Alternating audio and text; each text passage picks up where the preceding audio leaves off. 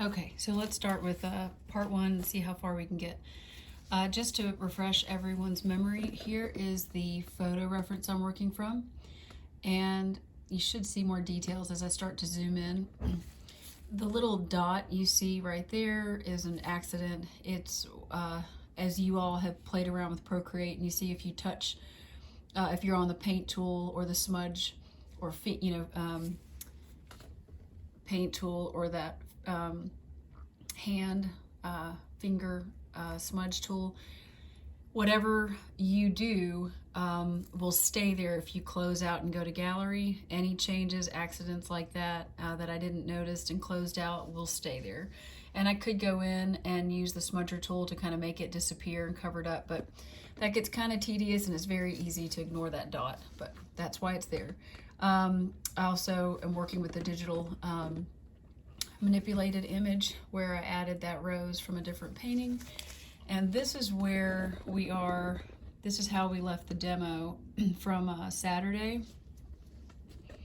And normally when I'm painting this approach of putting a stain of color or a wash of color where I see the darker and more saturated parts in the white object, in this case the white flower, I put those in early on, and I usually start painting the white parts while that underpainting is still a little wet to the touch, so I can kind of work the paint into it. In this case, that is fully dry, but we're just gonna go for it, see how it turns out. It's thin and it's transparent, which makes it, as we talked about, makes the painting easily workable. I didn't leave any ridges of paint where I didn't want them. I even came up here to the top of that flower and kind of knocked off a ridge of the paint that I had begun to apply a little more thickly when I added white to it. And because I knew it might be totally dry before I worked on it, I went ahead and took that that little ridge of paint off. So again, it's really workable. That matters mostly if you're going for a pretty realistic or painterly realistic approach, and not when you're painting, of course, like intentionally more thickly applying more paint in pasto kind of paint or with a palette.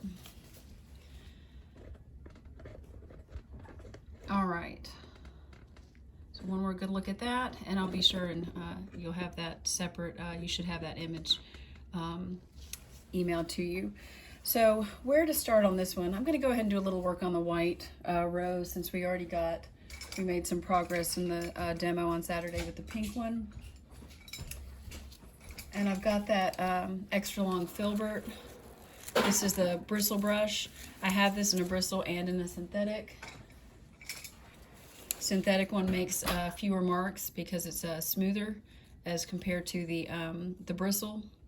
With flowers, I usually do bristles very likely like early on in the stages where you want, where you don't mind if the block end is a little bit rougher. But then when I get a little more precise, I tend to use the synthetic because it's in my petals in a painting like this, I don't want there to be a lot of ridges from the brush marks. I want there to be some interesting brushwork, but not necessarily to see like interesting brushwork in the manner of the edges and the layering, but not in the actual visible hairs of the brush marked into it, because that doesn't, in my mind, relay flower petal texture as it would, you know, in a landscape painting where you might want to get really thick with it in a field or on a tree or something like that. These are those rosemary brushes. I'm using these Eclipse combers. The one I use the most is probably the 1/4 inch for flowers, but I have them up to a 1/2 inch. I use them on flower petals and things like dog fur. These, let me see if I can get it into focus. They separate at the tip, and you can find them in other brands. The rosemary brushes are not terribly expensive. It's the shipping from the UK that brings the cost up. One of my classes went in on a group order, and we were able to keep everything very reasonable. I think they might even be around $15 a brush for something like this, so not bad at all. And as long as you condition them, I use a castor oil, or you can use a terpenoid, natural terpenoid, which is non-toxic for that.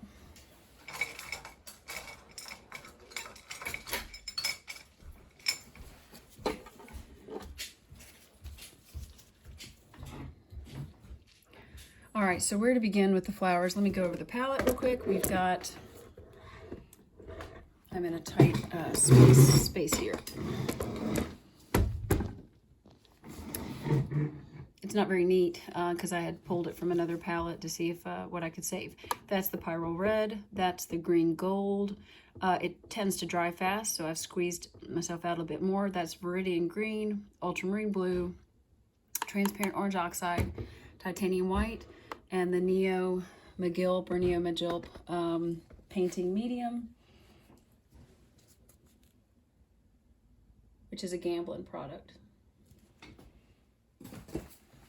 All right, so let's get into that white flower. I'm going to zoom in.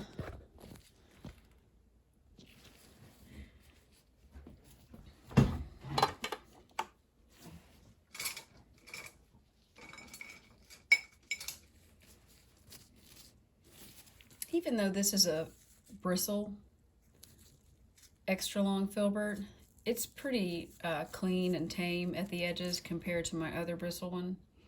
I must have conditioned this one pretty well. This is a Robert Simmons.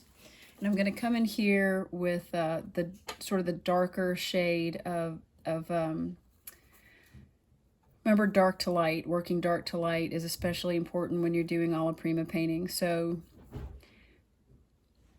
working dark to light and then working saturated to unsaturated. And those two things, you don't have to overthink them. They go hand in hand. If you start with more colored paint and slowly add white, then you're safe, because if you do that, you're working dark to whites. And if you do that, you're working saturated to unsaturated.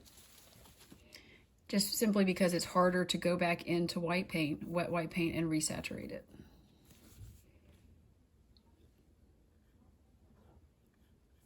I'm going to get a little more color in there with the transparent orange oxide, which is very similar to a red oxide or a burnt sienna. Even a little more.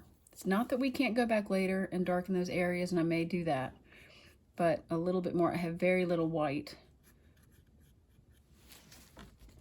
Let's take a look down. This is that ball and head joint, so ball socket. So I'm just going to pivot down. That's the mixture. I darkened it from that. Darkened it to here. That was almost looking like an ochre. And now I've got something a little darker for where I see the darker parts of the flower. And it's not as thin as that first application of paint, but it's still fairly thin, and it's even further thinned out by that painting medium.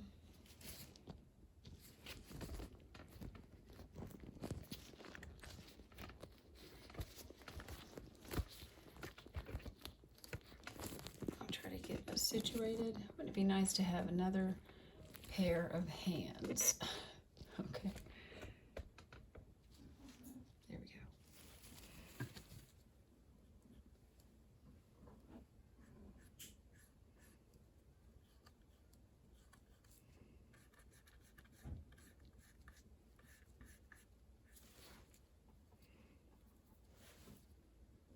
You can see a little dark pocket. While you're watching this video, you might pull up on a different screen the photo reference. That might help while you're watching it. When I get a little more tech savvy, or I get a tech assistant, wouldn't that be lovely? It's neat to see it on the same screen where you're watching the video, and be able to see the reference at the same time. I'm darkening even more. And you heard me say this in the workshop, err on the side of too dark, because it's so easy to lighten it up. And with flowers in particular, I have found go warmer than you think and darker than you think. Because if we end up with just truly white flowers, even if you get really sophisticated with temperature changes and everything from a distance, if the values don't differ, those temperature changes aren't going to be anything significant from a distance, and you're still going to end up with a flat looking flower. And if it's not warm enough, you're going to end up with a dead looking flower. It's just kills it. Got a much more white now that I'm adding. And it's going into this wet paint. So I know that it's going to darken the white, what I've put on here on the brush. I'm squinting down as I paint so we're starting to cover up some of that green gold early, that first layer. Holding the brush at an angle, and if you keep your brushes pretty well conditioned, clean them off well. I don't use soap and water, but if you keep them pretty well conditioned, they'll come to a nice point and allow you to get that kind of a skinny line when you want it.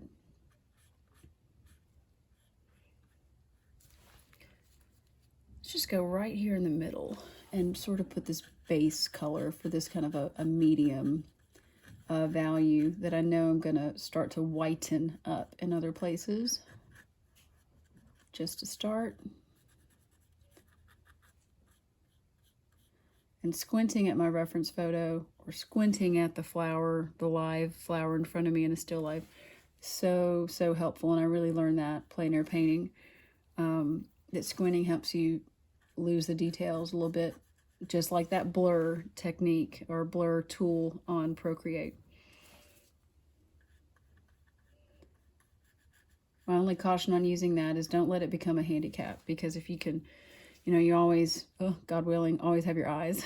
You won't always have Procreate when you're painting, and certainly painting from life is going to teach you tremendous observational skills that painting from a photo just simply will not.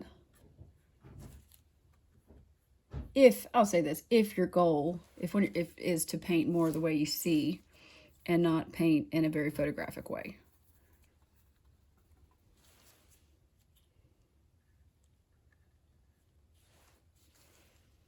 So just with this sort of blurred vision of the flower, when we squint and we see that the center kind of darkens around the sides here, and then as we get further out to the petals, we get a little brighter. We do get less of this peachy color on the outsides of the petals, and I'll start to change that color or that temperature, if you will, with some Viridian to cool the white. Love using Viridian to cool white. Like I said before in the workshop, it's a wonderful way to cool white without making it look blue. And when I used a very limited palette, I didn't have a good way of doing that. So all my cool whites sort of looked a little blue. Viridian's a more subtle way to do it. All right, same brush, and let's just do a little puddle of white tinted with Viridian. And again, if I had an extra set of hands here, I would just come on down and show you with the palette, but you'll see the difference when I put this paint on the canvas, how different it looks compared to, let's just do it. Can't help myself. I want y'all to see it as we go. So there's the white, right? There's the paint, the mixtures of puddles I was using for the center of the flower, darks to lights, kind of a range, not going very white. This is the puddle that is the result of same brush. I didn't clean it with solvent. I just wiped it with a paper towel. So it still has a little bit of the influence of that ochre color. And then I've added Viridian, and it definitely cools it. You can see that very easily right there. It even leans almost towards green when you see them next to each other, but it's so subtle. It certainly doesn't look blue. It's so subtle that it just kind of cooled it off.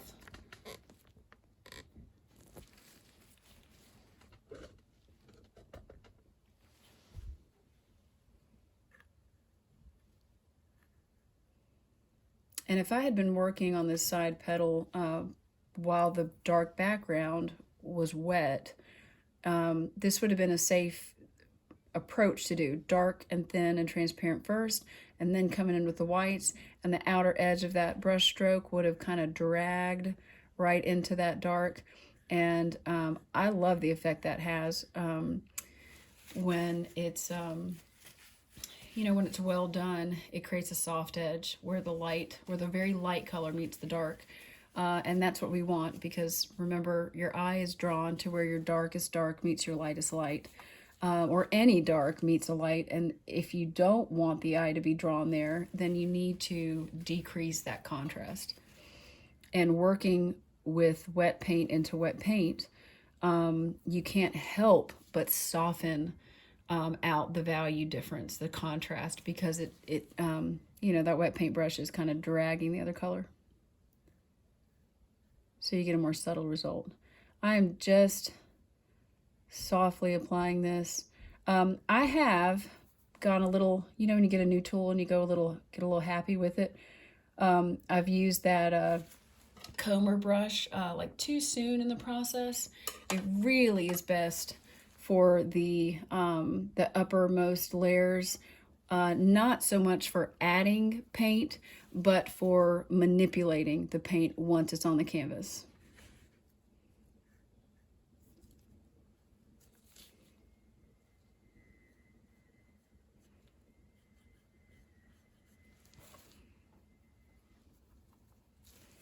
Lightening up this portion over here.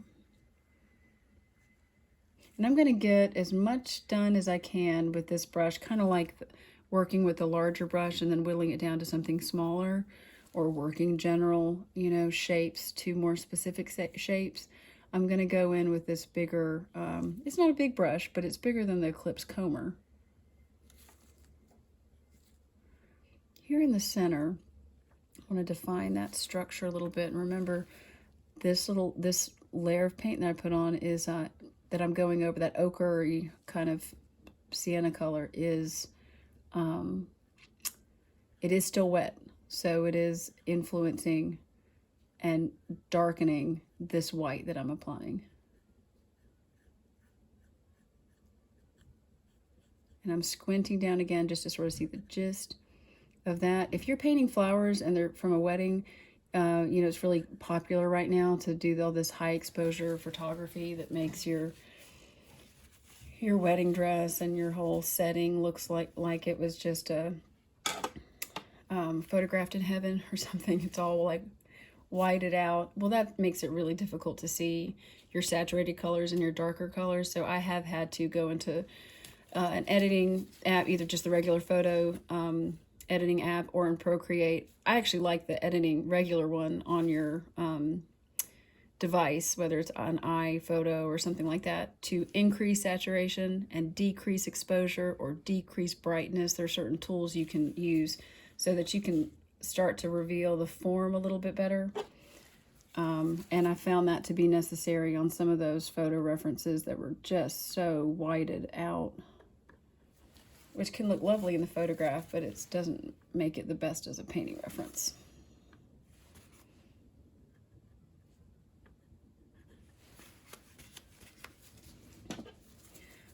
So now I've got the Eclipse comber, and I'm looking at this little area that there's some shadow in it, but it's so subtle.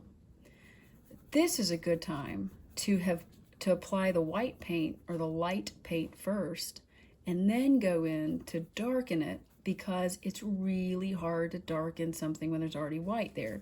So if it's an area like this where you don't need to darken it much, this is where it's helpful to come in with your dark after your white.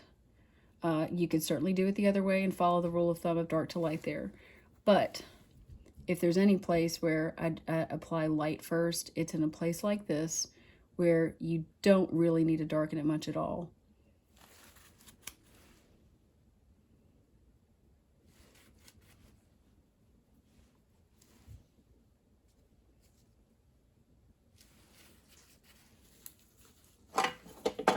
Let's zoom out for a second. The equivalent of stepping back from your painting.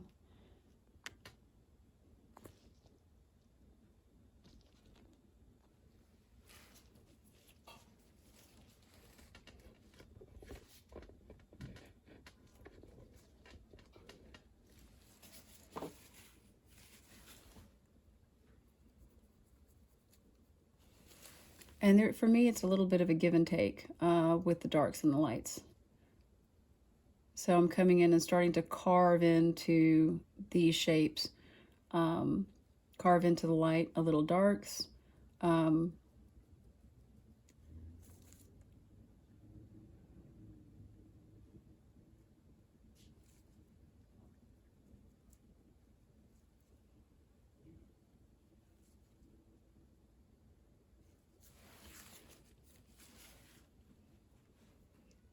And I'll repeat, there's already a lot of paint on this canvas. It's not terribly thick, but it's thick enough that I can now use this Eclipse comber to, I applied paint with a Eclipse comber just then, and it's just not, it's fine when you're doing a very subtle area. It's not great for applying paint in a very,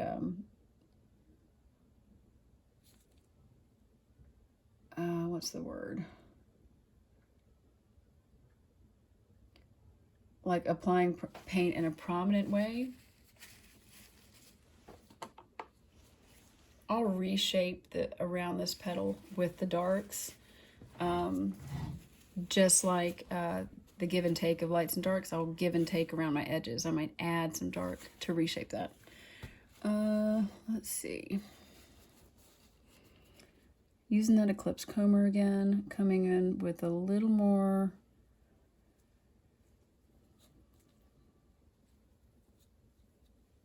transparent orange oxide and green gold. If the paint had been wet, I might be able to scrape back and let that peek through. In this case, it had obviously dried all the way, which is fine. You see little bits of that green gold glow around, and I may still wipe back to some of it, but so far this seems to be working fine.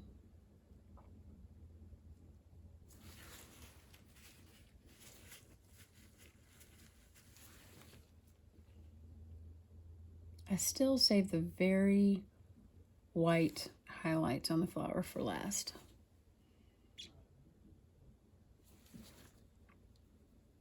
You could use a scraper tool, and let's say you had, pretty white canvas underneath this. You could use the scraper tool to scrape back to reveal the edge. And what that would look like is coming in here, and see how it made that mark. And it just is a nice way of marking where you want to apply whiter paint. And actually the benefits are twofold. You're able to mark it, make sure it's in the place you want it. Secondly, it's removing some of the paint there, so that when you do add your white, that white's not getting tainted or affected by the paint that was there, because you've carved out this little groove for it.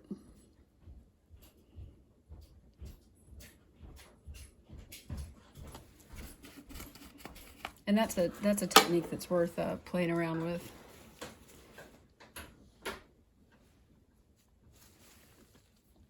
Then you can come in, and even this is not necessarily my brightest white that I'm going to apply, but then you can slide that white kind of into that groove, as it were.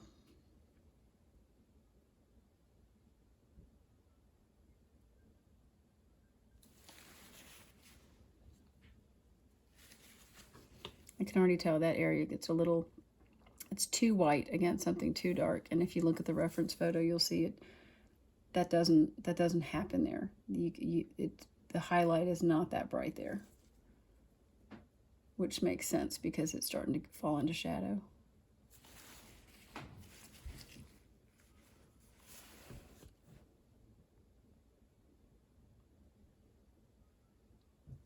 And look at the flowers and observe them. Even if you're painting them very impressionistically, they don't meet into a V. There's an overlap in the way they layer.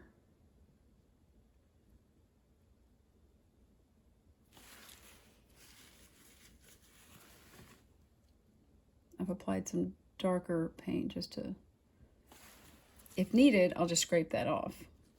But I may be able to, because it's such a subtle shadow, come in with the darker color and just go right into that white and knock it back a value.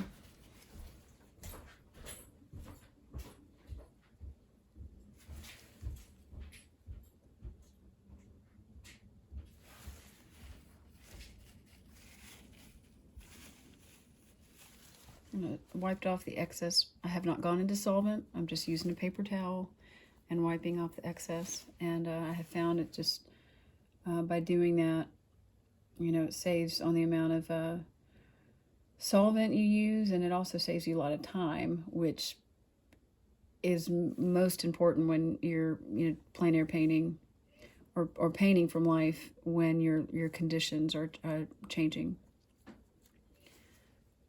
Light conditions or whatever it may be. Here's a little swipe of paint that's got a little more white in it and a little more viridian in it, so we see it standing out compared to what's the layer behind it.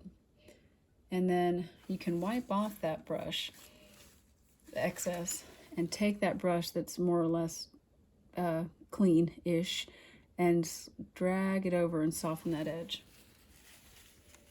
with a really light touch. Mixing into one of these kind of tan shades. Just knock some of those highlights down until I'm ready to commit to them.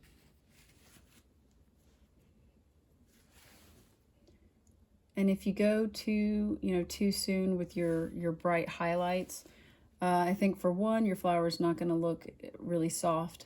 It might even stop looking realistic. And I think it could even throw off how you're seeing your values if you jump to the highlights too soon. So unless you're using your canvas to be your brightest whites at this stage and kind of, like we talked about, let the canvas read as your lightest lights, unless you're doing that, if you've gone about it in this manner of dark to light, and you had an underpainting that made you lose your white canvas, keep working dark to white and save those highlights for last. Know where they are, which is why analyzing a photograph like we did with Procreate is so helpful. Really kind of getting this like a map of your values in mind. But jumping in to paint them too soon can make it difficult to get an accurate read on your value range. And then of course it's also difficult to darken them once you've got all that white paint on your canvas.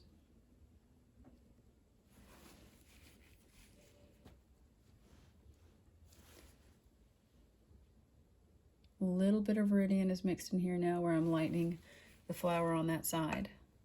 I mean, just a touch of it is there.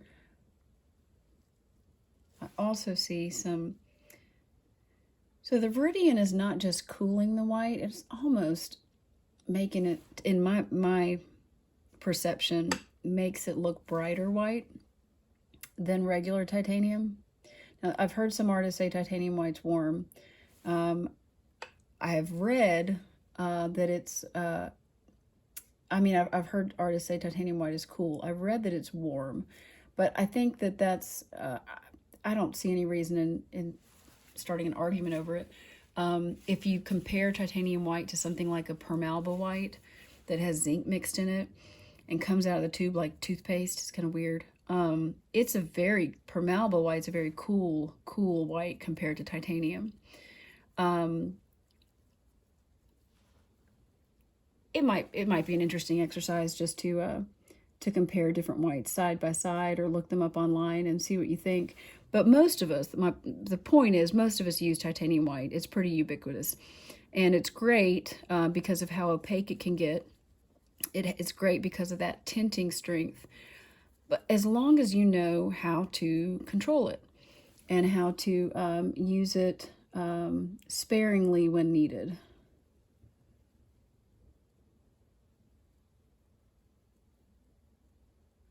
A little more of the viridian in here. And I want to distinguish between that that petal and the one that overlaps it. It's a petal that I hadn't really defined its shape, because up here I left this white canvas sort of open to maybe doing this demo as more of a vignette. But I think I will go ahead and take the dark paint up there so that we can see some contrast. The dark background will kind of define the edge of that petal.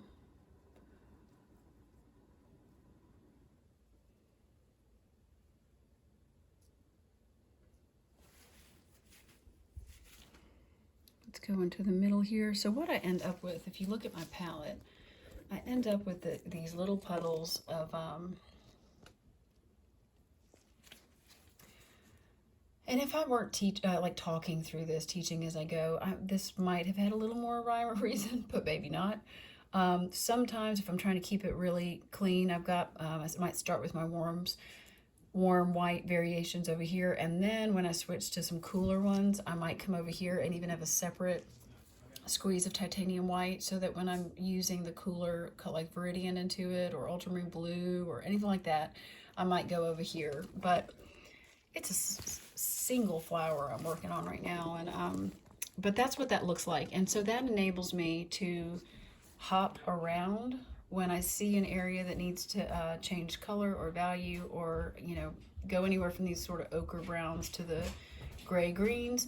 And you can go around, and everything that you're seeing here, you know, is represented there already. So I'm not having to recreate a color. Sometimes I do have to try to match a color, but this way it's not like I started here and then I kept ending with this puddle that was forever changing. And that's one way we end up wasting paint, using too much, and still not getting sometimes the color that we needed. So I end up with a bunch of these puddles. I'm not loving how those two petals, they almost three, stack, and they look too similar. And that doesn't actually happen in the reference, and it doesn't really happen in a flower, a rose, from my experience. So I'm gonna break up, look at my reference, and see what I can do to break up that repetition of those three petals that are sort of doing the same thing.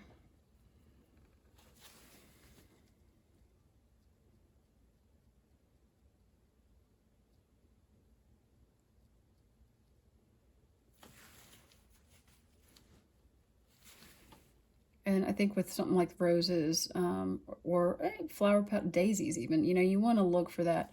Did something get too regular? Does it look contrived? Often it happens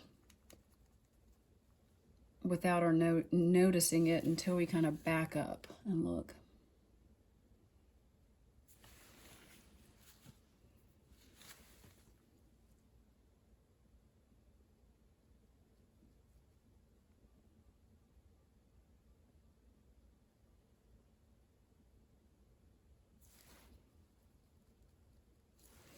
So if you have the photo reference opened up on another screen, I think it'll be really helpful to watch what I'm doing and glance at the reference.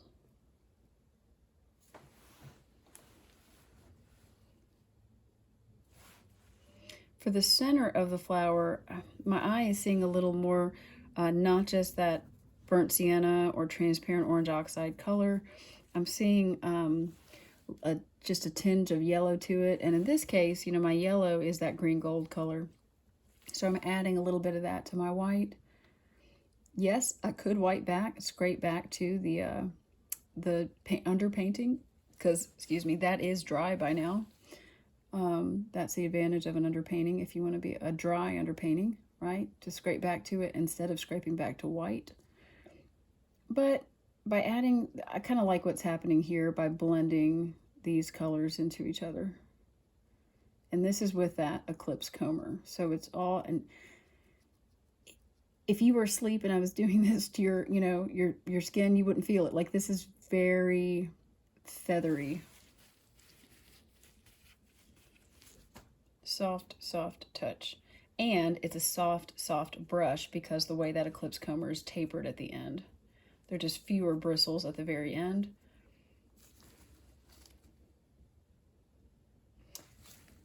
I usually, can I zoom out so y'all see this? You've seen me do this before, I think, and maybe you're already doing this if you need a steady hand, and to make a really intentional brush stroke.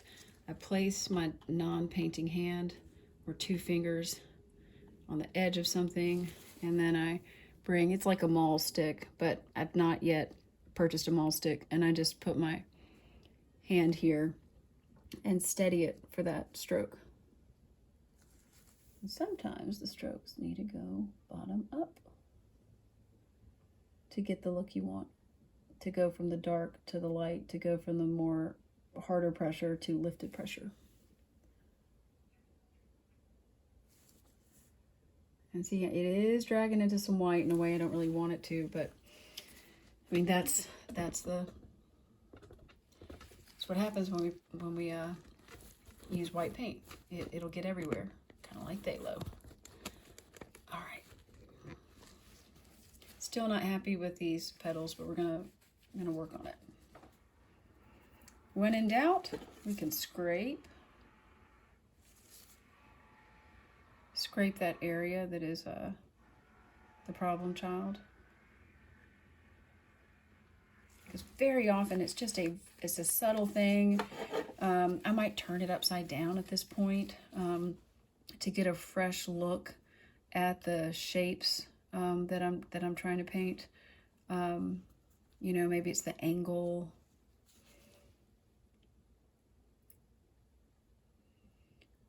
But because I got paint all over my gloves right now, and I don't want to get paint all over my equipment, I'm just going to keep doing it this way. Nothing wrong with making a very committed dark stroke like that you can soften later.